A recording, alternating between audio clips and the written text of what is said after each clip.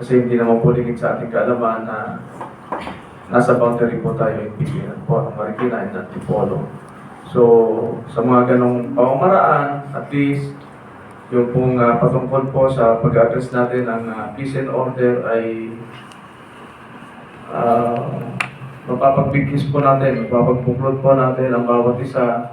At kung kanon pa po yung kinakailangan namin tulong na pwedeng hilingin po namin sa inyo na which is hindi naman nyo dapat, hindi naman po ninyo sana mapapaunlakan po ninyo lahat ng tulong na hihilingin po namin sa abot na inyong mga kaya. So, maraming salamat po. Ano po? Sabi nga po nyo kanina, since 2024 po ba? Yung unang lapit po ninyo rito, ano? At sa ngayon po ay napagtagumpayan po natin na we come into an agreement, the signing of the memorandum of